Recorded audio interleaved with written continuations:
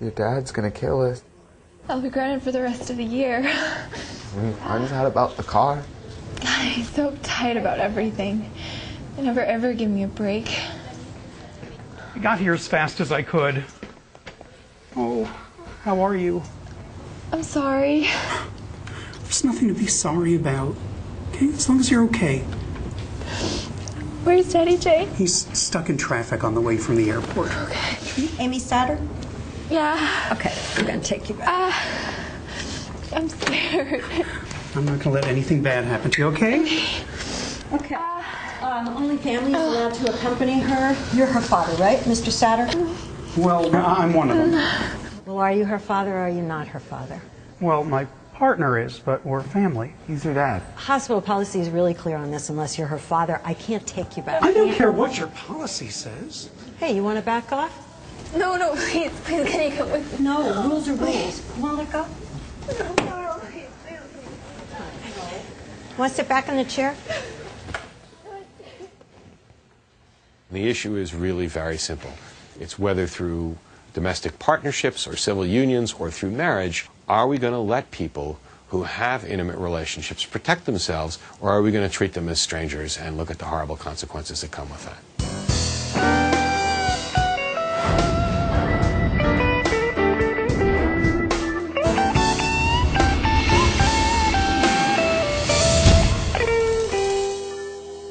Give us our daily bread. Amen. Our kids are phenomenal. Our youngest is the one that we've had the longest. He came to us, he barely spoke above a whisper. What do you tell your friends? He used to hold his head down. Hi. He was not self-confident at all. In a period of a couple of weeks, that all changed. I can't hear it. He wanted kids, yeah. And we have two more who are actually biological siblings. Mateo, by far, is the calmest of the three. I live here at a year and 2 months. It's fun. Well, I think Renee, she sees herself as the boss. The bottom line is we're trying to give them a better life. They were born drug exposed and they were abandoned. It was not like people were rushing to the door to adopt these children. We love these children and we realize they come from hard-pressed backgrounds. The foster care system is filled to the brim with foster kids. We tell them, you could have all those great things, your bike, your scooter, the nice trips, the trips to Six Flags, but we want you to do well in school because we realize education is the way out.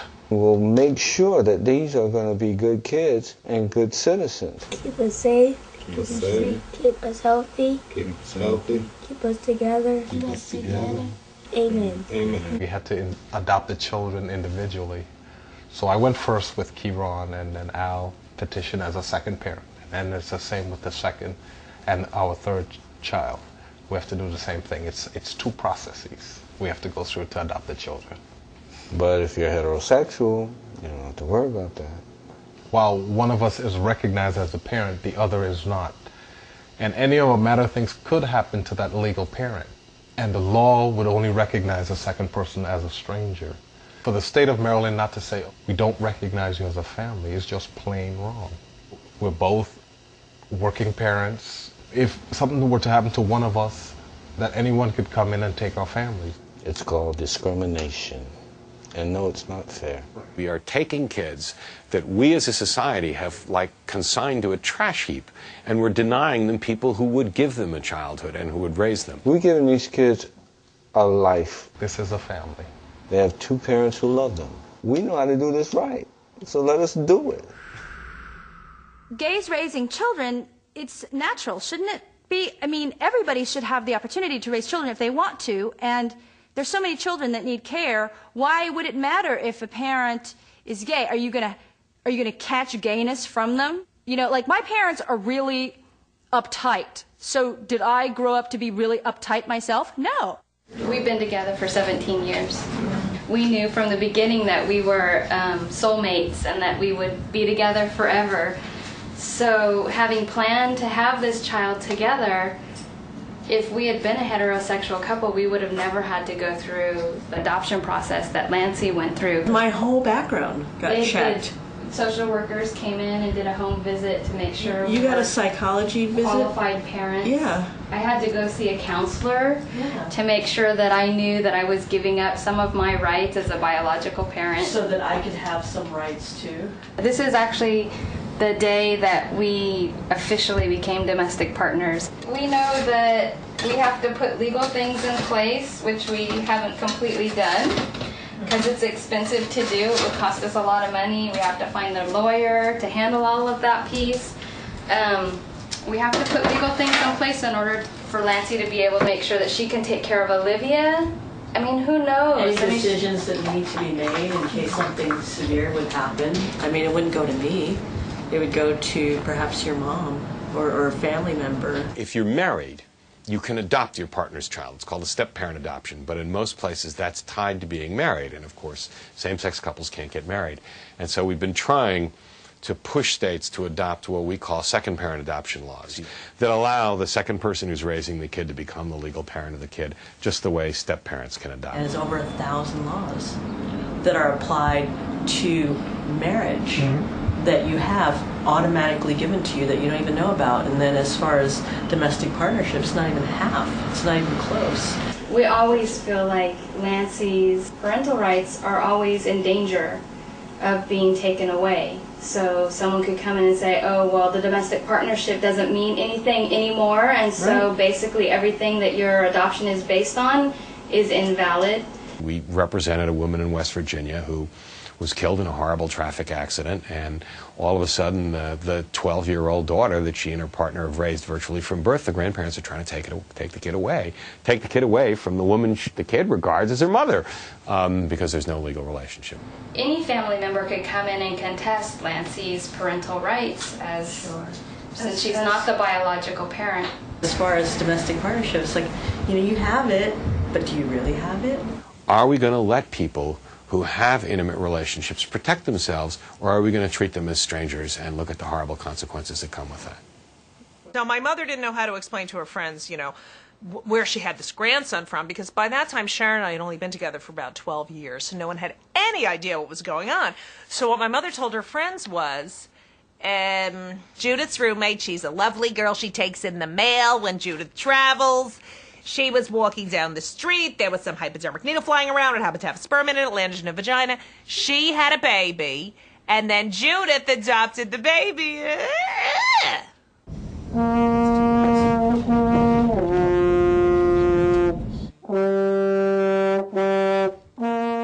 My oldest Thomas is 17, and our youngest is 12, and her name's Jeanette. Where did you guys meet? Softball. That's so great. And Missy was on the team and my mom was on the team. So now it's not odd to me at all. It just is. Yeah, the helicopter parenting style is essentially running around and making it all better for the Making children. sure they have the right shoes on and their hair is brushed and oh, you forgot your lunch. They've changed their clothes. Let me get that for you. Yeah, let me bring your basketball shorts to school after I dry them at work. You know. They don't need to know that. And the other style? Drill sergeant. Yeah. Get your stuff done. You need to do this right now. You can't do anything until you get this done. I want your room clean. Do not go into other person's rooms with them. Trying to raise a family. It's all the same struggles.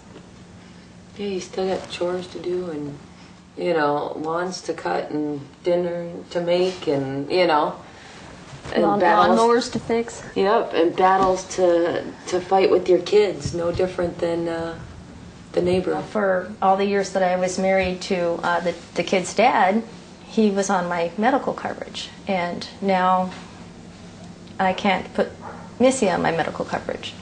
They won't discriminate against me as far as hiring me. They just discriminate against my family afterwards. Actually, filed a suit against the state of Wisconsin as an employer for medical benefits. The American Civil Liberties Union filed a lawsuit against the state of Wisconsin on behalf of 6 employees with lesbian partners for domestic partner health insurance and family leave protections.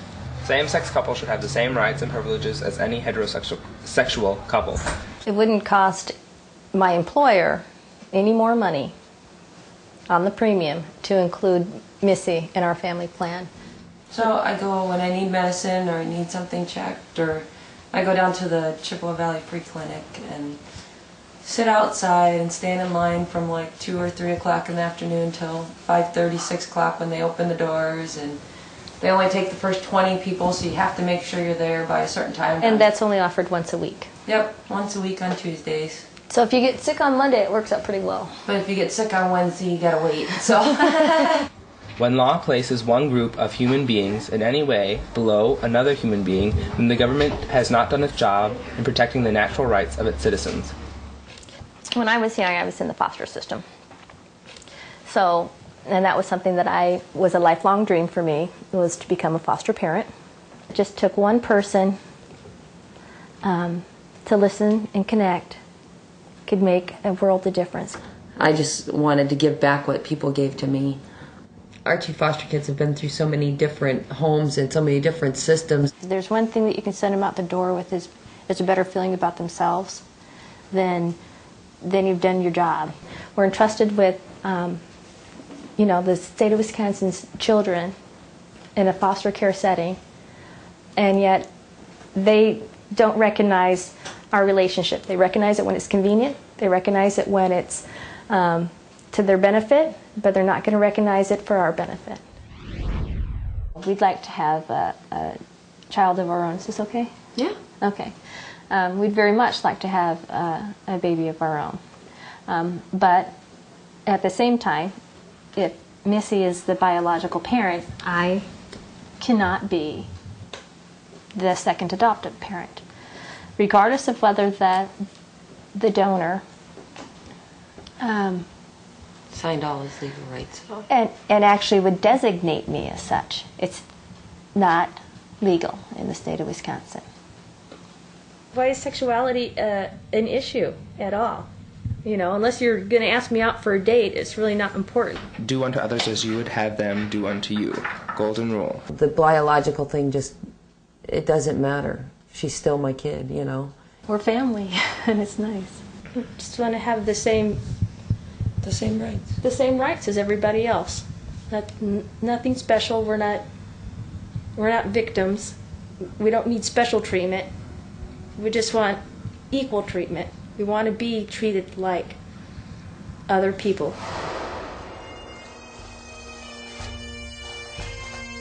Older daughter, younger daughter. This was her wedding. Oh, that's the whole family. Well, they thought their life was an after-school special, Mommy and Daddy marry, have children, Daddy leaves, Mommy brings in someone else, and it happens to be a woman. And Daddy gets married and at age 57 has a little baby. Couldn't have happened to a nicer guy. Oh, I was attracted to women. I can tell you name, place, date. It was a statue in the Albright Knox Gallery. Just a list of references. 5 years old. I stood there and said, wow. Don't let her tell you short. There was a list. 6 months later, there was a lump there that they were aspirated. Then 6 months later, it came back. And then 6 months later, it came back. And then the cancer was in 2 spots on the right lung. Well, this was devastating to me. I continued working, and to the best of my ability. And I also made a decision and determination that I wanted to finish my master's degree. So I did. All in the middle of chemo. All in the middle of chemo. But it was just something here that said, get that. If you're going to die, get that first. And there I was in the middle of Lehman College in my gown, and no hair. No hair. No hair. It was great. The chemotherapy did a lot of damage to Carol, in my opinion. You see the neck movement, that's probably from the chemo. That was a whole year and a half out of our lives. Yeah. Carol has a terrible reaction to anesthesia. And she had her first reaction at 8:20 in the evening. And I was there, and I got the nurse, and they brought everybody in, and they were taking care of her. And at 8:30, when the announcement went, visiting hours are over, a nurse turned to me and said, "The hours are over. Leave." So I said, I'm her domestic partner. And they were like, what's that? And I was like, well, we're like spouses. Well, you can't be. Women can't be married to each other. And I was like, and it was like, whoa. The woman that I love more than anybody in the world is having a problem, and you're going to send me home? I just had this horrible fear that something awful was happening. They were making me leave. I didn't know whether to fight back, or what if I fought back and then it compromised her health care. I mean, that was always running through my head. So I left. I never was more frightened in my life. Got home, called the hospital, and they wouldn't give me any information over the phone for about, 18 hours? I didn't know what had happened to her.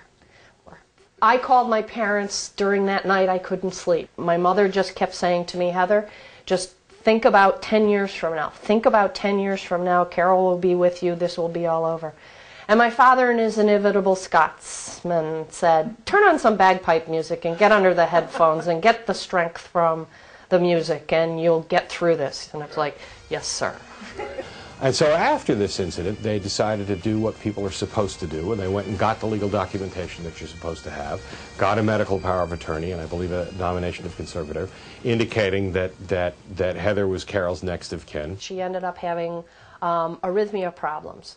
Well, the first time this happened, she went in for a procedure and they gave her an anesthesia.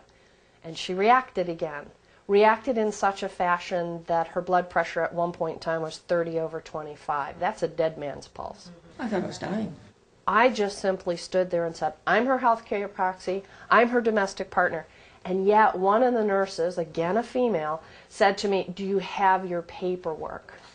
Well, I looked at her and I said, can I ask a question? Do you have your marriage license in your purse? And she said, well, no. And I said, well, guess what? I don't have my partnership papers in mine either. It's really at the moments and times when we are most vulnerable in society, that we need this protection. But there is no way in either one of those situations that those women ever should have been put through that, ever should have had those kinds of demands made on them, and certainly not after she'd taken all the legal steps that one is supposed to be able to take. And there's simply no substitute for a relationship that's recognized in law. My partner was recently in the hospital having surgery, and I was so happy that I wasn't allowed to go visit her because, look, who wants to see someone who's sick and miserable, you know? If she can't be happy and healthy all the time, who needs it? You know what I mean?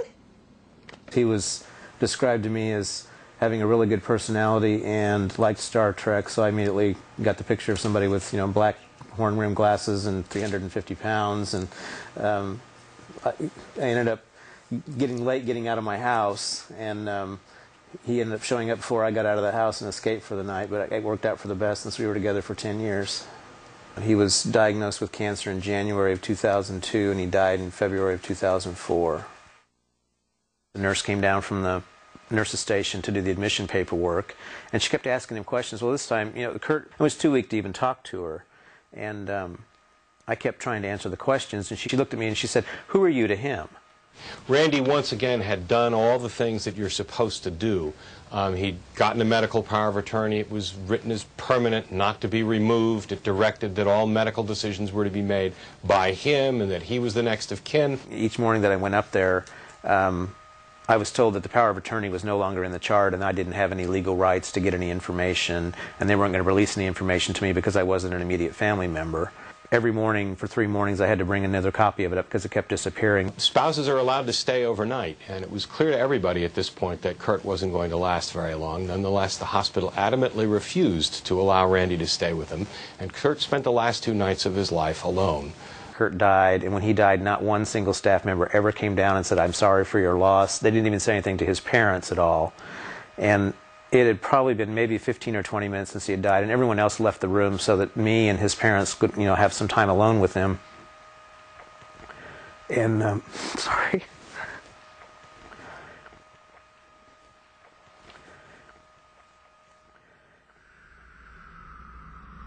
When people are denied access to health care, or denied access to their loved ones, or denied jobs, or kicked out of their homes because of who they are and who they love, that rubs us the wrong way as Americans.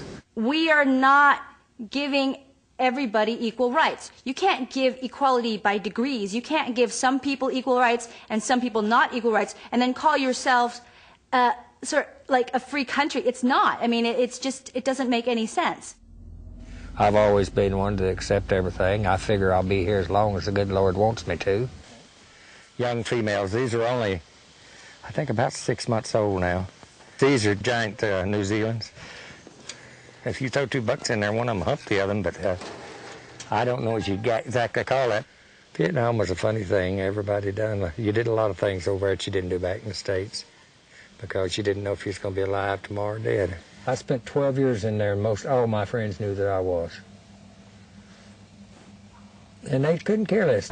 We met on the Arkansas River, on like a pier went out in the river, and I was down there just sitting out there, and it was about this temperature and about like this right now. Out there, and I sat there, we're sitting there, and he walked up behind me, and we got to talking.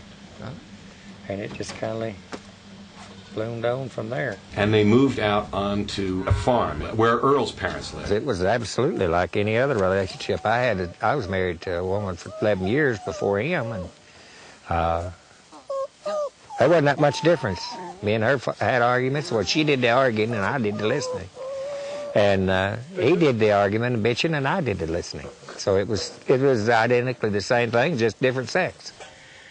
And I got custody of the boys, and she knew she couldn't work and take care of them, so she didn't argue about it. We had the big house, which was ours. We built it. So the two of them raised Sam's kids on this farm. Earl's parents got old, as we all do. They got sick as they got older. And Sam basically took care of Earl's parents both of his parents in their final years. She called Earl Papa Earl. I was just Grandpa. He died in 2000, September 13th. He was ate up with cancer. While he was in the hospital, I went in and changed his bed, I changed his clothes, I shaved him and everything else. Took care of him while he was in the hospital. But when he began to see, while he was in the hospital, he began to see people come in to visit him that didn't come. It was hard. It's hard when you lose somebody like that. It's just taking half of you and losing it.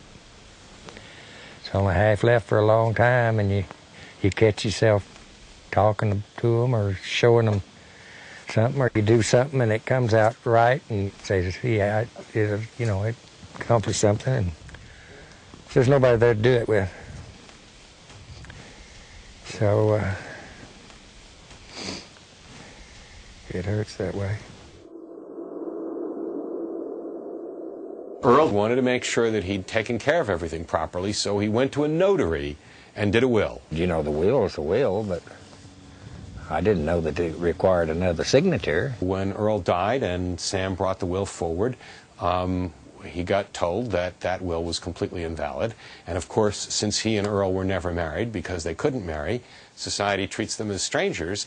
And they ruled that my taking care of his parents until they died while they were sick and taking care of him was done out of act of love and not because I was expecting to get anything from it. And then they turned around and said, well, since that we weren't a family, no blood kin, that I wasn't entitled to inherit. And so basically the state of Oklahoma has taken the farm they lived on through all their adult life, the farm they raised their children on, the farm they nursed Earl's parents in their final days on, and the house that the two guys built with their own hands, and given it to distant cousins who have had nothing to do with any of them throughout their adult life because they disapproved of their relationship. It's not fair at all, but then life, I guess, isn't fair, but sometimes you hope for a break. Democracy can't be a spectator sport. That we all have a responsibility to bear to make sure that we change the dialogue, that we change the discussions. For a while it was race that they had the problems with. Now it's gays. What we're talking about is whether or not the gay and lesbian community should have those same rights of all people. That you don't carve out one community and say, you've got rights, but these folks don't. That's not the American way. We have very strong family values, you know. A lot of her friends, you know, would be really happy to have two moms. These children came from hard backgrounds, and now we're seeing the difference. All I want to be able to universally walk into any of these circumstances and say, we're a married couple. And the only thing that's going to change it is if something happens in the legislature. So that they can't do the things that they did to me while Kurt was in the hospital.